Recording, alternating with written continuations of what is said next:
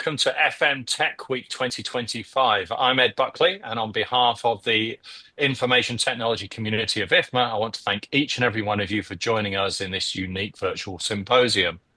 For those who've just joined, and as a reminder for those that were on this morning, during these 5 days, we're bringing together the brightest minds in facility management technology to share insights that will transform how you think about and implement technology in your organizations.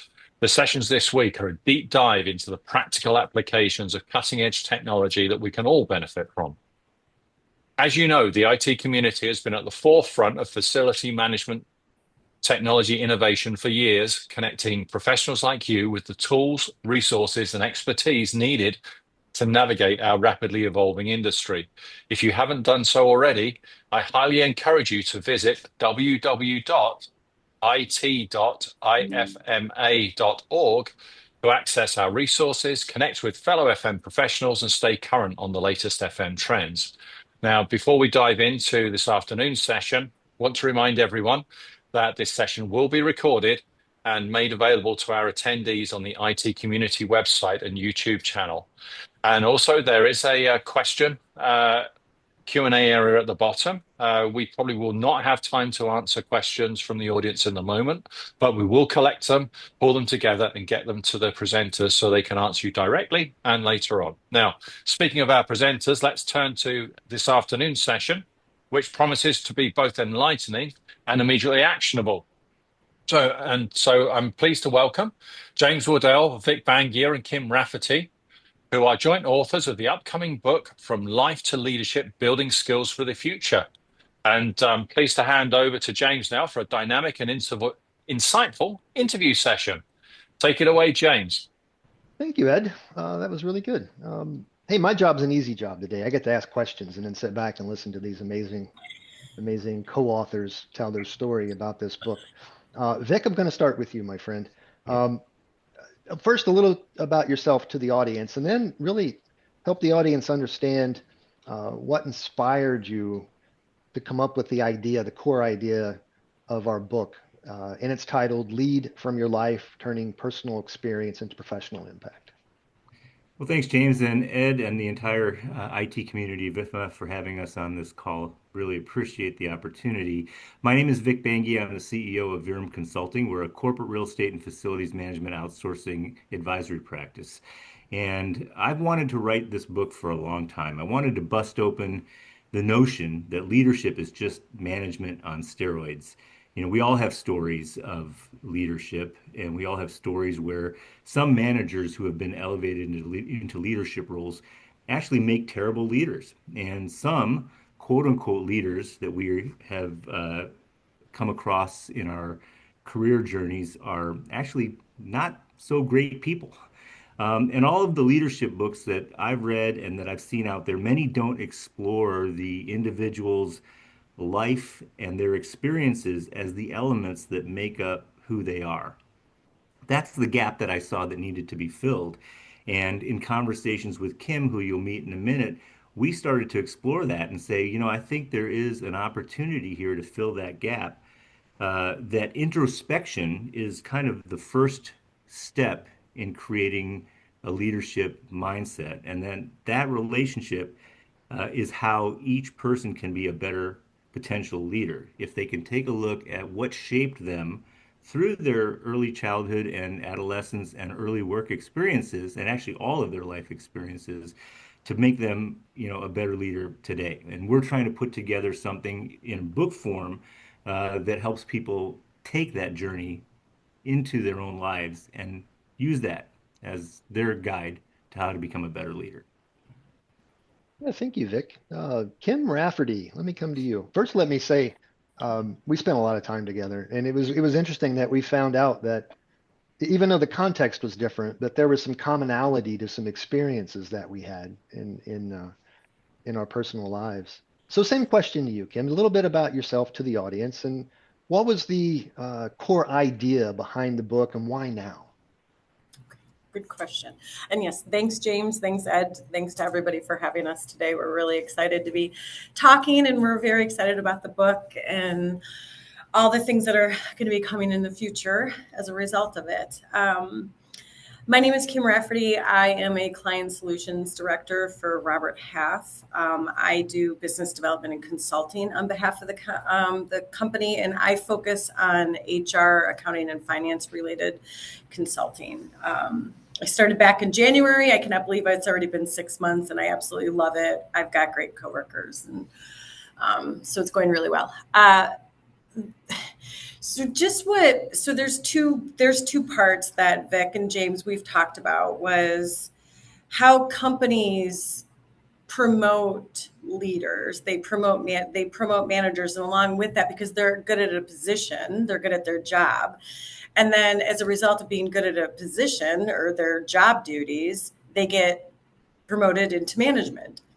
And then along comes that with managing people, which is a totally different skill set. Just because you're super good at selling a product doesn't necessarily mean that you're going to make a great leader. And so often you talk to so many people where their managers are good at their job, they're bad at managing people, and it has this huge impact. And you quickly realize that they're totally different skill sets. You have to, and I say this in the book, you have to genuinely care about people and their growth and their potential, if you want to lead. So that was kind of just what Vik described earlier.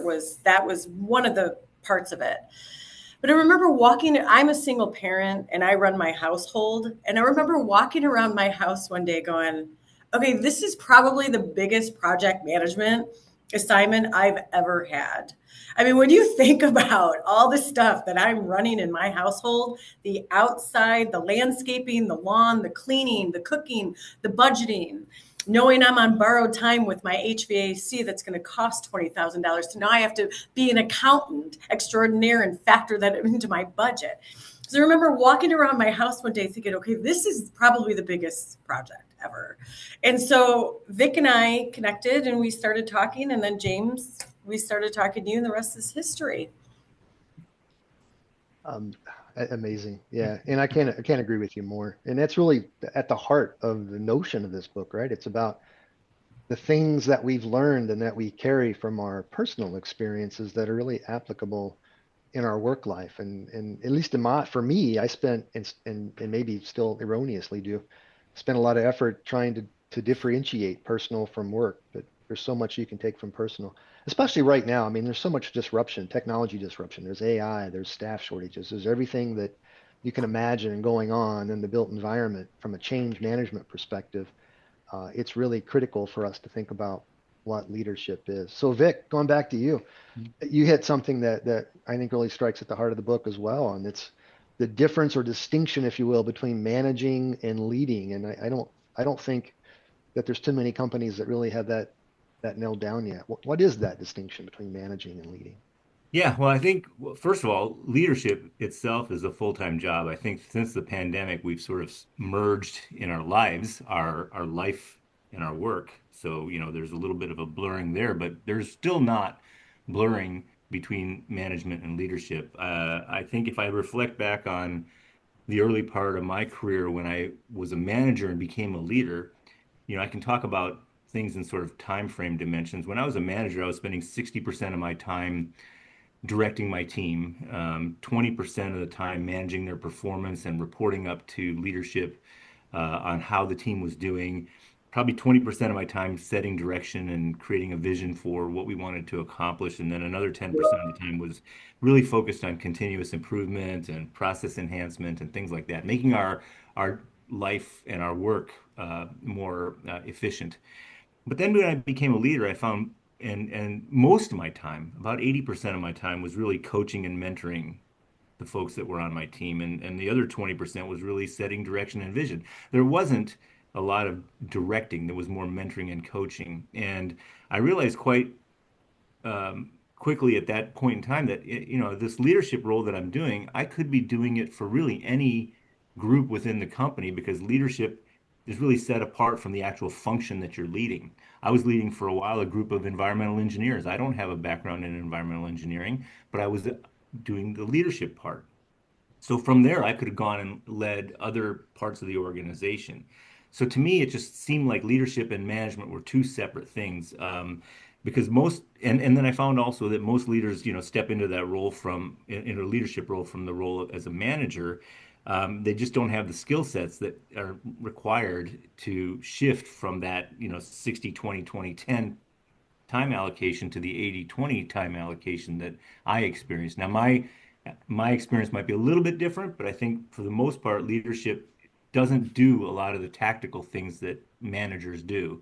And most uh, often managers that get thrust into a leadership role don't allocate their time any differently. They just do it with a little bit more, a higher elevation of role within their organization. So I think that's the distinction between management and leadership. Got it. Makes sense. Uh, I guess I don't guess, I know. One of the key things that we talked about from a leadership perspective was conflict resolution. And Kim, I can think of having children who might be listening. They're not children anymore; they're grown adults. But I had one boy, one girl. Conflict resolution was a key ingredient in my home life. Uh, but to you, Kim, uh, what specific insight do you have related to conflict resolution and the tensions that might be building up in teams and turning those into constructive opportunities? Mhm. So, one of the things, I'm a certified mediator, and one of the core principles of, I really believe in the process of mediation. I think it's great. Um, but one of the core principles that I feel is a game changer when it comes to conflict resolution in the workplace is actively listening, in the sense where you're listening to understand. Because and I'm completely guilty of this. I used to do this. Hopefully I don't do it anymore. But as leaders or managers, when there's a conflict, we're so ingrained to listen, to respond, either with a solution or we're defending something. So when the person is coming to us with an issue, we're already like, okay, how are we going to respond? How are we going to solve this problem? Or do we need to defend somebody or something?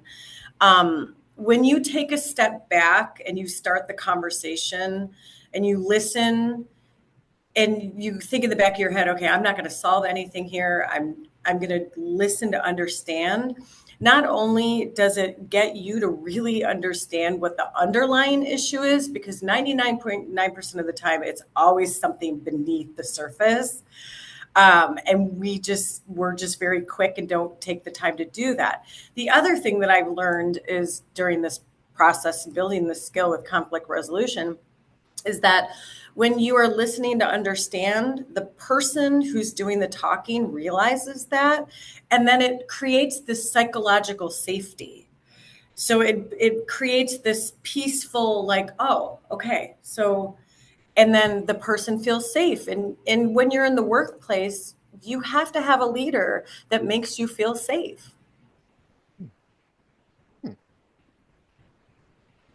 It's absolutely critical, isn't it? I know from workplace strategy, workplace design perspective, we spend so much time, put so much thought into neurodiversity and these notions of having safe spaces, meaning that we have um, nature components, like natural components from nature into the space so that you feel at ease and relaxed. But then we have managers who don't, carry that forward in just the way that they lead people, which uh, really tends to break things. Hey, speaking of Vik, back to you.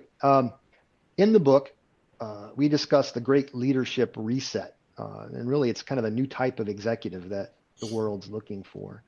Specifically from an FM perspective, because everything's constantly evolving and changing. But kind of help us understand what that is and how the book addresses that new type of Yeah, well, I executive. think we're all very technical experts in facilities management and corporate real estate. We tend to rely and lean back on our technical expertise when we're solving problems, when we're addressing issues. And it's a safe and a familiar area to work from and to be in. But I think, and I don't want to get all Buddhist on you, but you really need to stay in the moment during whatever it is that you're trying to solve for, and be aware of the people side of everything. I think the skill set that people need to work on and to enhance as we go into the future is their sort of an employee-centric lens to everything. And if you can focus on that employee-centric lens, use that as a reference point for whatever your next action is in your job. If there is an action that is a out, technical outcome or technical need, think about the people side of it. What is done after that will be a better outcome, a more effective outcome, and one that really, I think, turns you into more of a leader than a manager. Again, it's real easy to lean back on your technical expertise. The second thing I would say is remember that AI, especially AI as a resource for you to do your job, is really designed to augment your skill set, not replace it. And it's not just sort of a technical augmentation, it is actually a human-centric augmentation. You can use AI to figure out what the best move is that will have a employee-centric or a people-first outcome. And you don't want to ignore that in whatever you're doing in your technical area of expertise. Now, I think most facilities managers, have already embraced that AI can make them smarter from a reporting standpoint, from a, information management standpoint, from a intelligence standpoint, gathering information about buildings, gathering information about utilization, all of those things. But how does it actually make it better for your employees? That's the part that I think AI can explore even further for you, and something that you, as a technical expert in the area of facilities management, can leverage for your future. All right, we're gonna come back to that. Okay. I wrote it down. Augment, not replace. So that's Yes. going to be the next thing that we come back to. Kim, for you, what resonated the most about the philosophy of this book, Life to Leadership, right? Because it really is a kind of a philosophy that we've turned into a tactical implementation in this book. I think what resonated with me the most is that I realized that there's so much that we do in our personal lives where we're practicing leadership skills without even realizing it. It's the example I gave when I was doing the garage sale, at 12 years old, and, dealing with emotions and, in your household. So, Tay, can we talk about the garage sale for a second? That example? Okay. Of course. Uh, so 12 years old, don't want to move, uh, upset about leaving my friends, moving for the right reasons. So not understanding, but trying to understand. It's emotional, getting rid of your things, parsing things and cleaning out. And so when you think about that example, there's a lot there. You're project managing, you're dealing with emotions, you're trying to be empathetic and compassionate. And you also are on this timetable of staying on time and task and all these moving parts. And so we've all talked about this, James and Vik and I talked about just there's so much that we do in our personal lives that could be factored in and equated to leadership skills. You think about all the different types of relationships you have in your personal life. You have different layers. You have a daughter relationship, a sister relationship, a cousin relationship, a neighbor relationship, a friend relationship. And you modify yourself with all these different types of relationships. It's no different in the business side of things. You're practicing those same skills in the business place and not even realizing it. And to Vik's point earlier, leadership is absolutely 100% a full-time job. The job of a leader is to grow and develop people so they can reach their full potential. And you have got to have certain skills in order to do that. And they're totally different than what your daily job duties are. As the person asking the questions, I am going to go out of order. Watch what I do now. I am going to share my screen. That was an excellent story, Kim. Thank you for sharing that. And what we want from the audience, whether you're live or watching this in a recorded session, is to use this QR code. It'll open up a link to a LinkedIn message. That message is asking for your own personal life stories that may or has been applicable in a leadership setting for you. Now, when you put your story out there, you have an opportunity to win $100 in United States dollars, so it's USD. And you have an opportunity to have a conversation with all of us, all three of us, about your story. And if you're amenable, then we may carry that story forward in the next version or series, next book in the series that we are publishing. So please take a moment, get that QR code. There will be a follow-up for those in the audience today with the actual URL link a little bit later, but we're very interested in hearing your personal stories that are applicable to leadership. Now, moving on. Remember, if you do have a question, you can ask that question in the Q&A.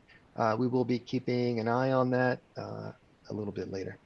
Vik, back to you, sir. In terms of, augment, not replace. I love that. So, and we didn't practice this question. I'm just going to throw it at you. So we used Alex CA3, a version of Alex CA3. So there's a version of Alex that does nothing but assist us in writing books. And I think it's been getting better. They have been getting better, it being the process. I think we got our process really nailed down now, where there's a lot in the book from us, very personal to us.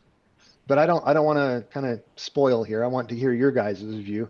So I'm going to start with Vik. Vik, from a process perspective, what was that like? What exactly how much was AI, and what did you have to do to get this book out? Yeah, so when it comes to using AI, because I use AI in my business and I use AI for other things outside of work, there's a importance to what I call the human in the middle, right? Because AI is a great augmentation, but it does not replace. So when you look at something that AI writes or creates, and you go look at it and you think to yourself, well, this is close, but I would have said it differently, or I would have, or I noticed an error, or I noticed a theme that went along a certain tangent that I would not go down myself. I can course correct. I can make that change. I kind of intuitively know what I want the message to be, whether AI has done a good job or a great job of doing it. There's always room for the human in the middle. So as I look at what the process was of creating this book, and part of it was, having somebody in essence eavesdropping on the conversations that we've had for many months on building the themes that are in this book. I often found that, hey, this was close, but this AI assistant didn't get it exactly the way I was trying to communicate it. So to go back into that dialogue and say, well, this isn't the intent, or this wasn't the uh, uh, thought that I was pursuing, it was a little bit different, allows me to make that change. I thought it was a really rewarding way of creating, and something that lends itself to the importance that you shouldn't just abdicate what you're doing to AI and let it do it for you. You still need to have that connection to and to be the human in the middle. Awesome. Kim, anything to add along those lines? What was the experience like for you? I thought it was great. I love the AI tool. It cut a lot of time in one aspect, but you still needed to go back and change things and make it your voice and make it sound like you. And but I found it to be incredibly helpful. I love the experience. I too do use AI tools in my full-time job, and then in my personal life. I mean, I throw emails into Chat GPT all the time, going, proofread this. So because you could read something 5 times over again, and you swear you didn't see an error, and then it goes out, and you're like, oh, there was an error. So it's helpful. It's like, to Vik's point, like it's almost like a very helpful assistant.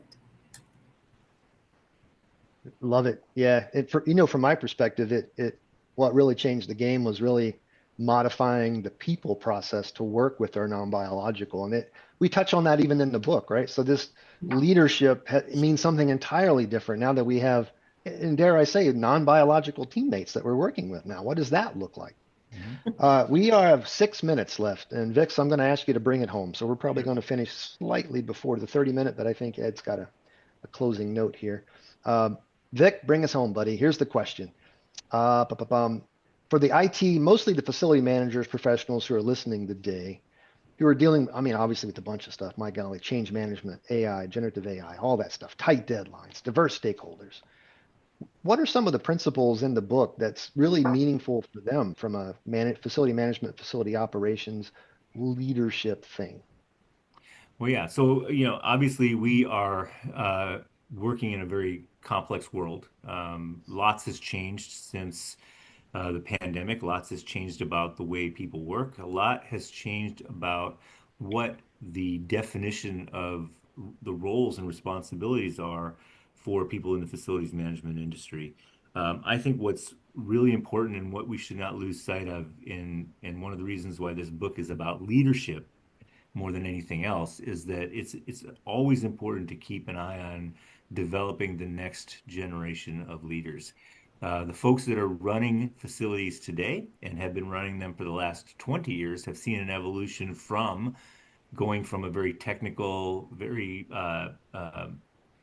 process and task oriented approach to things to being much more thoughtful, much more scientific, much more uh, you know, integral to a company's overall operations than just being task oriented.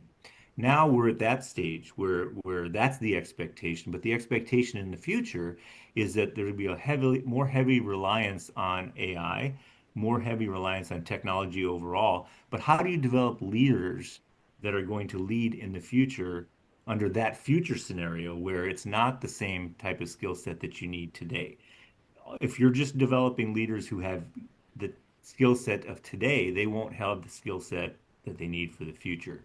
And in order to develop the leaders of the future, you almost have to say, let's go back and take a look at how those leaders were formed and how those individuals are being developed today to make them better leaders for the future. So I think this book sort of bridges all of that, but I don't want to lose sight of the fact that one of the core messages in this book is that you are made up of all the experiences that you've had in life. And don't discount how those have shaped you in the way you think, the way you believe, and how you can actually change the way you think and believe by recognizing that and applying that to your skill set for the future. A really good answer. And Kim, I'm going to come back to you for the final question that I have selected. And then before I do, though, it's about empathy and leadership. So how important is that? So give me just 1 second. The book that we've just talked about, Lead from Your Life, is currently available for pre-order on Amazon. It will be available through Kindle. So if you have a Kindle subscription, basically free to read.